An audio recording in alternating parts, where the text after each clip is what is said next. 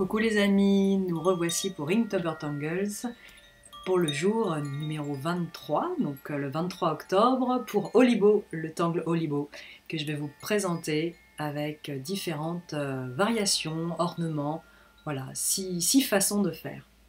Donc déjà la première façon, la façon de base, le pas à pas, créé, déconstruit par Zentangle, la compagnie Zentangle, qui est un tangle très important, un tangle de base. Donc là, j'ai déjà tracé mon cadre, mes 4 points. Je suis la méthode, toutes ces étapes. Et je vais tracer une première ligne qui va partir de part et d'autre, qui va s'étendre de part et d'autre. Peu importe où vous partez, vous pouvez partir d'un côté, d'un autre. Et on fait une deuxième ligne qui est parallèle, une aura finalement, mais assez éloignée. Donc on va tracer des rubans, des chemins qui vont s'entrecroiser. Donc la technique du dessus-dessous, je m'arrête à l'obstacle et je continue derrière. Voilà, donc Olibo, c'est une série de lignes parallèles qui vont s'entrecroiser. Et je ne passe jamais par-dessus un trait qui est déjà tracé. Donc je m'arrête quand j'arrive à un trait et je passe derrière.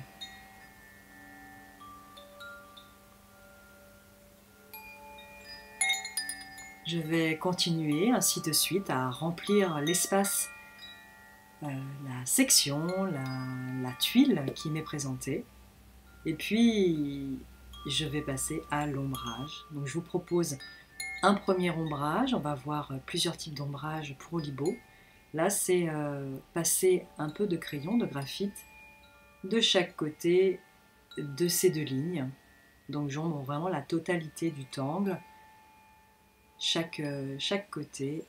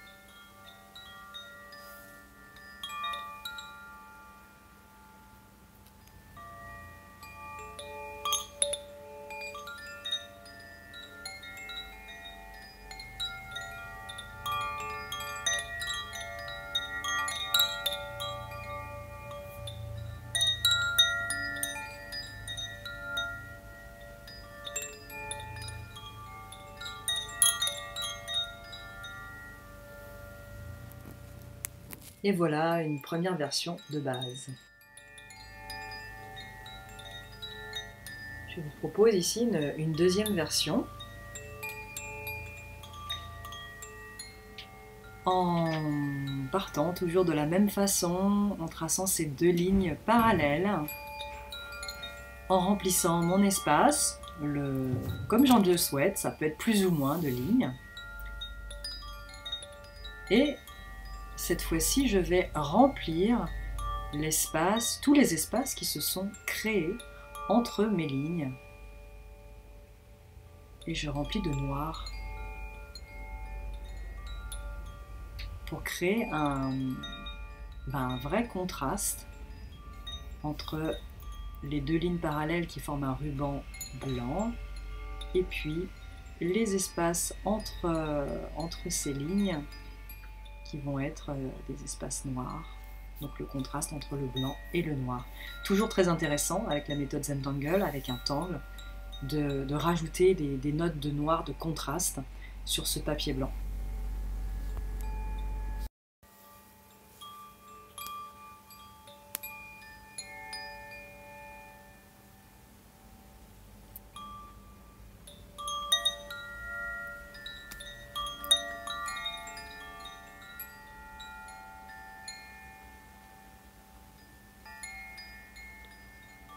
Donc ainsi de suite, je remplis, donc vous voyez une première case, première section, et je finis complètement de remplir. Donc vous voyez ce contraste comparé à la première version, il y a vraiment une différence de résultat, de rendu.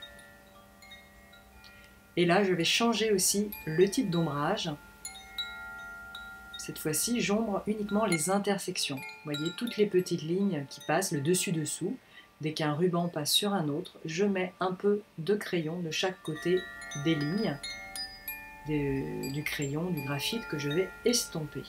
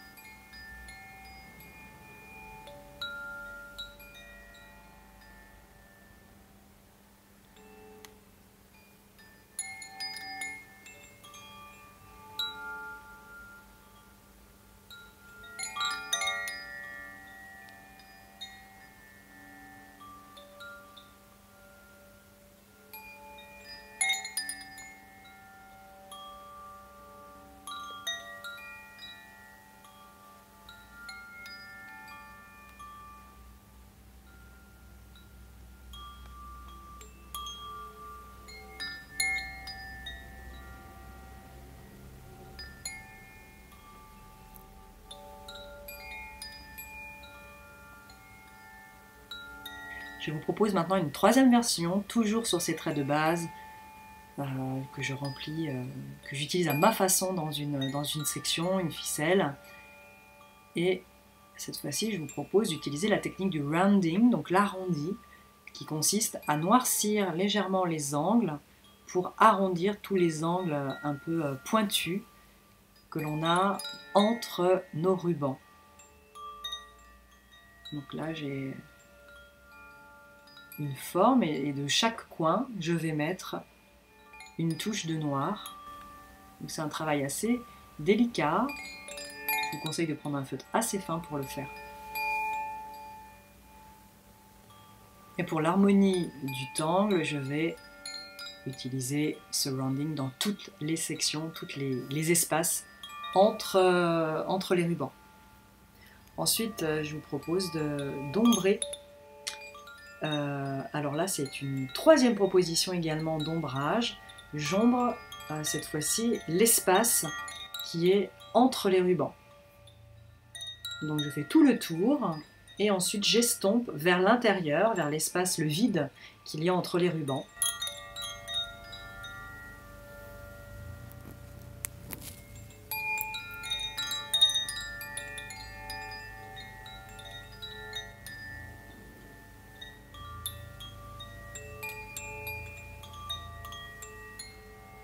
Donc vous voyez une troisième version qui est très différente des précédentes. Il suffit de varier un trait pour avoir des différences. C'est très amusant à faire et à explorer. Alors une quatrième version, toujours avec nos traits de base qui se croisent. Cette fois-ci, je vais rajouter une ligne au centre de chaque ruban. Donc la ligne peut être continue ou discontinue, ce qu'on appelle sparkle, c'est-à-dire un éclat de lumière. Rajouter des petits éclats de lumière, des petites zones blanches. Vous voyez que j'interromps mon trait. C'est toujours plus léger, mais vous pouvez, si vous préférez, mettre un trait complet et plus appuyé que je ne fais.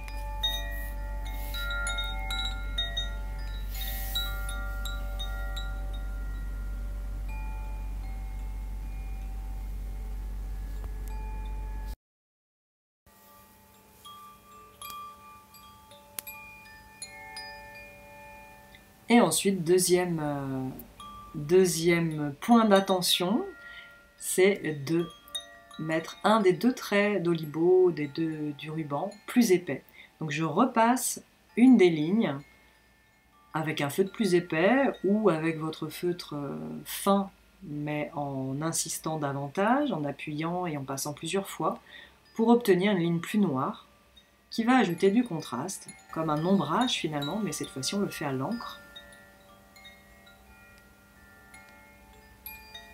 Donc une quatrième version que je vous propose ici.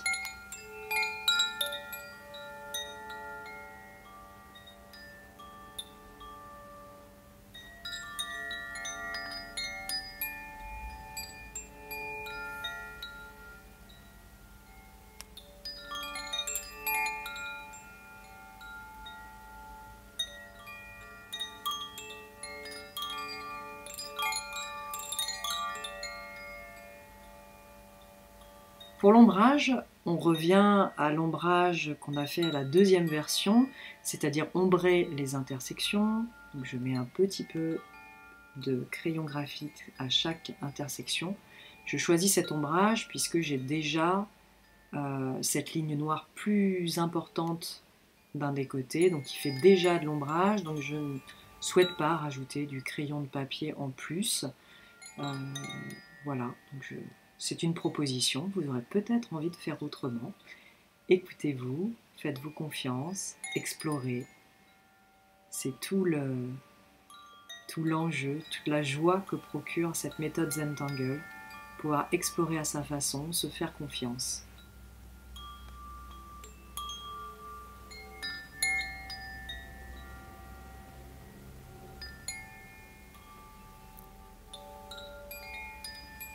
Alors, une cinquième version. Cette fois-ci, peut-être que vous n'êtes pas très à l'aise avec les lignes droites ou que aujourd'hui vous vous sentez d'humeur plus fantaisiste. Donc je vous propose de faire onduler vos lignes. Vous voyez, le ruban n'est pas forcément une ligne droite. Donc là, c'est une variation. On va changer une des formes de base. Au lieu de faire une ligne droite, je fais une ligne courbe, sinueuse, qui peut se balader vraiment de manière très libre. Donc vos rubans peuvent être plus comme des S, donc des lignes sinueuses, ou des courbes comme un C. Explorez de nouveau. Voilà, donc les rubans se croisent aussi, mais les lignes ne sont pas droites.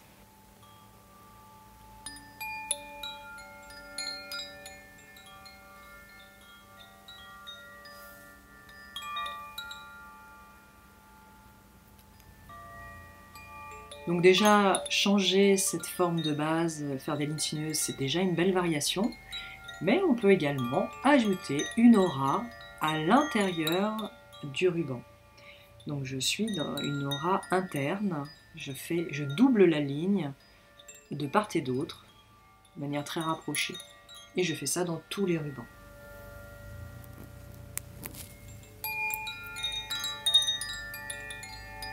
Et cette fois-ci, je décide, parce que l'envie me prend, et puis parce que c'est une autre façon de faire, donc j'ai envie de vous montrer différentes façons, je remplis le ruban, donc l'espace entre les deux auras de noir. Donc cette fois-ci, ce sont les rubans qui vont être noirs et pas les espaces entre les rubans. Voilà, donc encore une autre façon de varier. Donc plusieurs ajouts. On peut choisir d'en mettre qu'un ou plusieurs.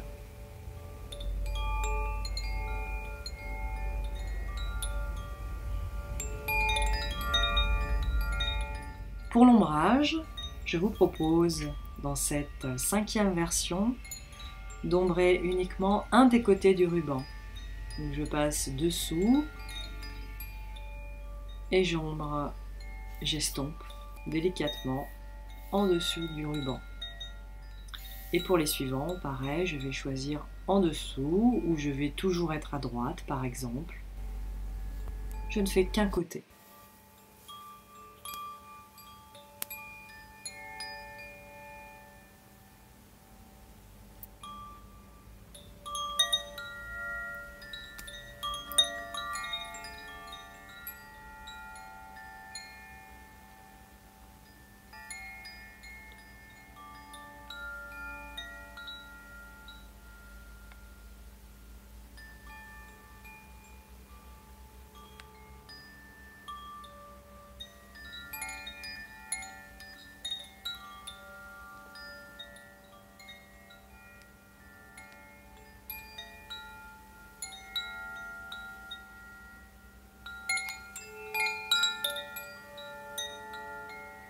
pour la 6e et dernière version que je vous propose dans cette vidéo. On repart sur des lignes droites et on va utiliser une technique, une sorte de coffrage comme un caisson à l'intérieur d'Olibo. Donc je double, je fais une aura cette fois-ci à l'extérieur. Tout à l'heure on a fait dans le ruban précédent, on a fait une aura intérieure. Là je suis à l'extérieur, ce qui fait que je fais encore la technique du dessus-dessous. Dès que je rencontre une ligne, je m'arrête et je passe dessous pour ressortir de l'autre côté. Et donc ça je fais à la fois pour les premiers rubans que j'ai tracés et également pour les auras extérieures. Et on va avoir un système de réseau de lignes qui vont se tresser, se croiser et donner l'impression d'un caisson entre les rubans, voilà, comme des plafonds à caisson, si vous voyez ça dans les palais de la Renaissance, on voit souvent des plafonds à caisson par exemple.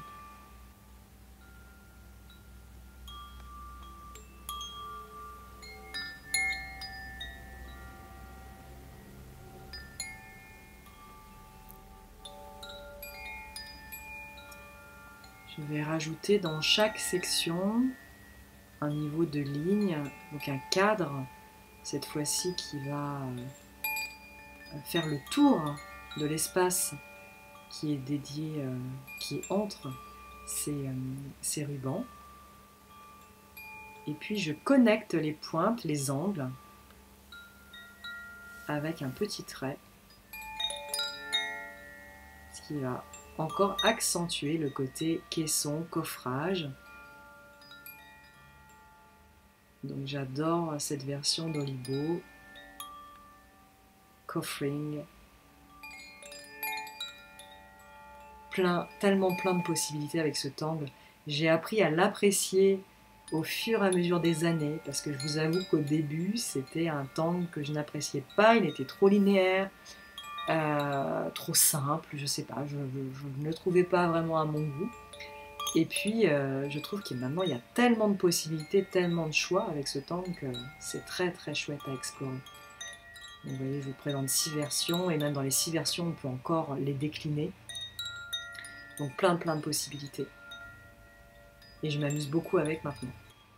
Donc comme quoi, tout est possible, il ne faut pas s'arrêter à la première impression.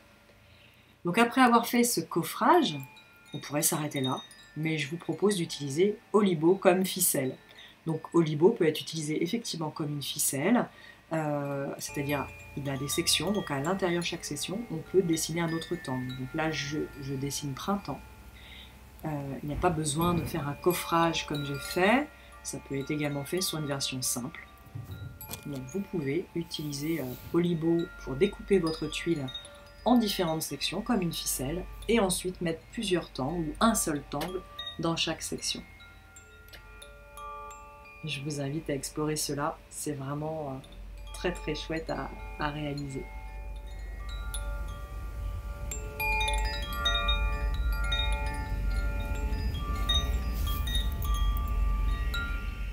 Et enfin, l'étape de l'ombrage pour cette version en caisson.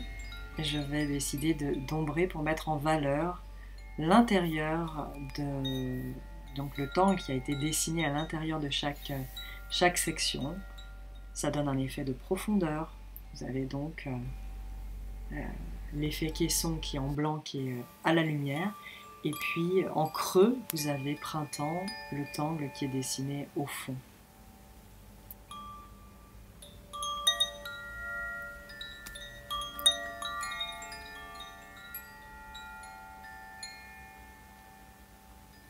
On peut rajouter également une petite touche d'ombrage à chaque angle. Là où on a mis un petit trait, voilà, on rajoute du crayon et on estompe de part et d'autre de ce petit trait.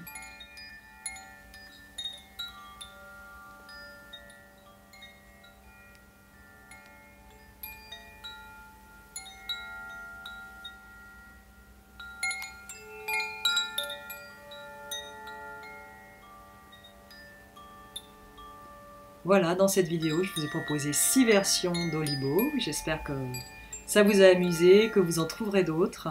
Et je vous dis à très bientôt pour une prochaine vidéo.